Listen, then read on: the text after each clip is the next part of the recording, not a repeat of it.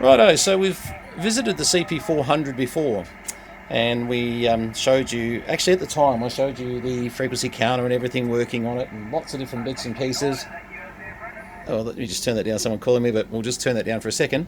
Now, if you remember, this was the one that had a enormously long channel chart. Nothing like going and getting the channel chart. Anyway, so this was the channel chart. So this is what used to happen. To go to channel 35, you went to channel 49. To go to channel 16, you went to channel 16. There you go. That wasn't so complicated.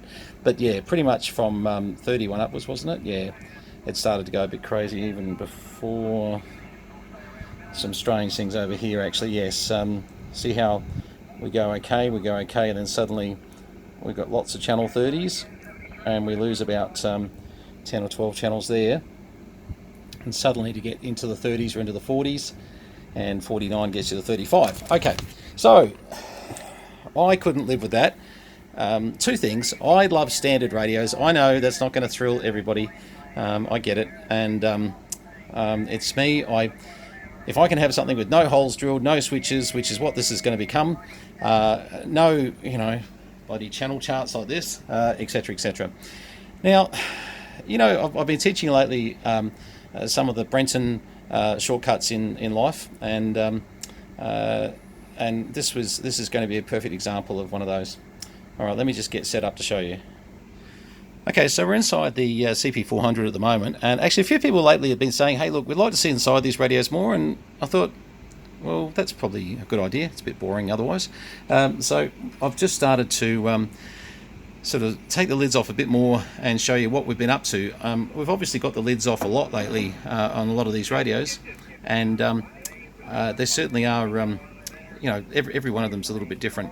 The CPIs, if you watched our last video on CPIs, something that I really agreed with Mike is, look, they're a great radio for sure, but they're a pain to pull down, more so on the CPI 2000s. They're a bit harder work, etc. But the 400, actually I can show you, was quite an easy job.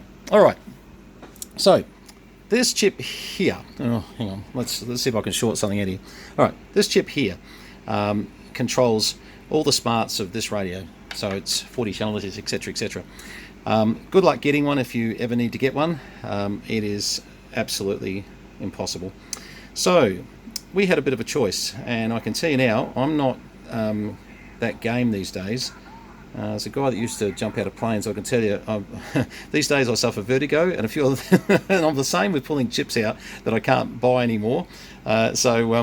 It just shows you in life how much changes. So let me show you what we did do. Let's grab something from over here. Have a look at this. So this is exactly the same board, and that's come out of our chassis somewhere on the ground over here. Oh yep, down here. Alright, so there's our chassis. Excuse me. So the goal was to get a 40 channel radio that actually came up with 40 channels on it.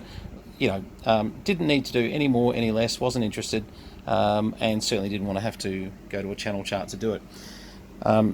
Look, I could have socketed this chip, basically, well, sorry, I should have said I could have desoldered this one out. We've got a decent Weller desoldering station here, and it does a great job, and I still didn't want to do it. And you may say why. They are just incredibly hard to get, these chips, and this one here has been set up to do what? That channel variation that we just showed you, and quite seriously, what I did, this is the existing board, the original board out of the CPI 400. So 6 screws, 4 RCA connectors, 6 screws? 7 if you count the little side one. There's a little side one holds the board in that you don't actually see until the last second. Anyway, 7 screws. All this here gives you a good chance to clean all these up, because believe me, they give you trouble. The other thing you'll get trouble with is in here in the little channel selector doovers. They can get a little bit dirty. Of course, we hit them with deoxit D5, and that certainly is great product for making dumb people like me look smart. Anyway, so what we end up with is a 40 channel CPI 400 that has had a bit of a transplant. Nobody will ever know if you don't tell anyone. You know, really there's no physical way of even knowing that we've done this changeover apart from, you know, my video, which is probably a dead giveaway. I'll never sell this one, so that's all right. Now, the good news, this board still works. There's nothing wrong with it. And this radio down here, not as clean as the one that I got off Damien, but let me show you. It's not terrible. It's not great. This is one of the ones I've had out in the shed. Hang on, sorry, bring that around.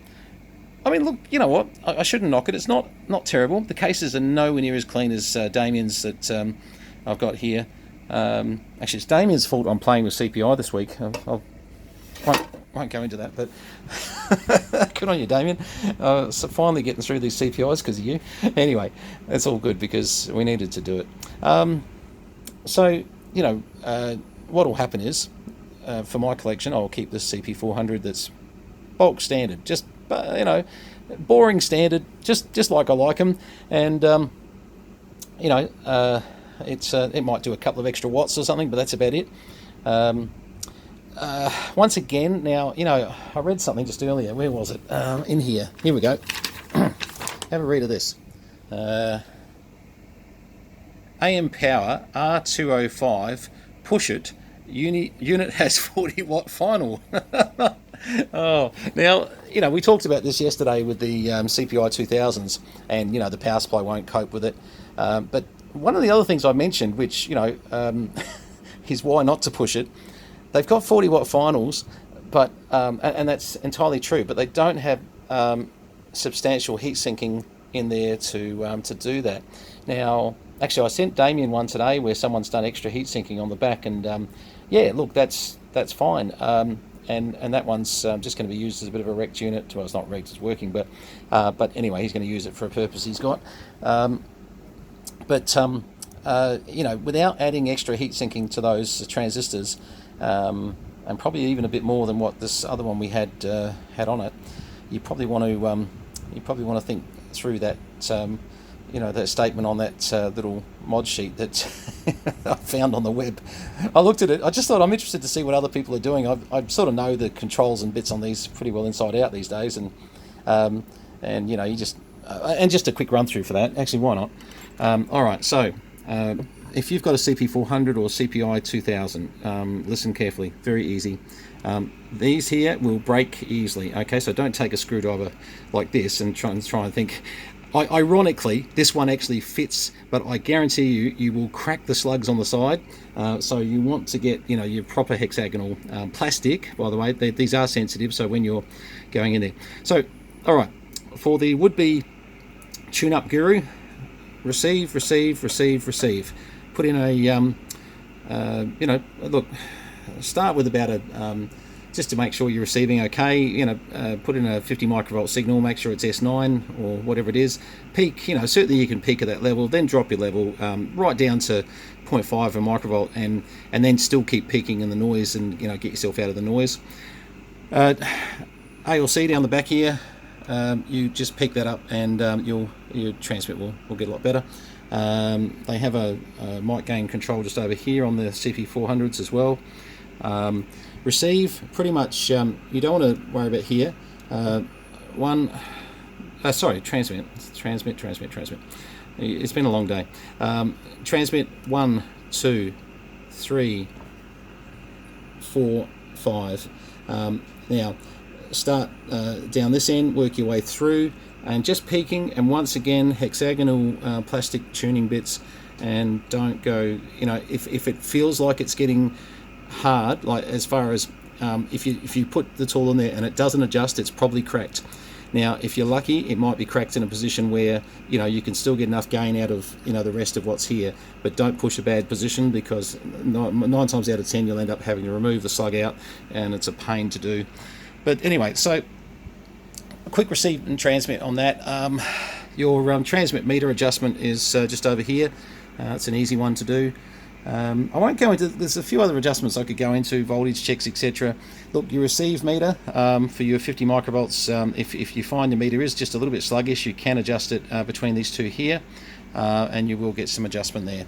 So anyway, that's the CP400. It's a really easy radio to get around. Definitely always triple check. All these boards that in here, they have these connections. I can't, it's up the wrong way actually to show you that, but they have connections on them that are all little pins that come off the boards and go into this front board here. Don't be scared to pull those boards out, clean those connections 100%, and you know, these things come up really well.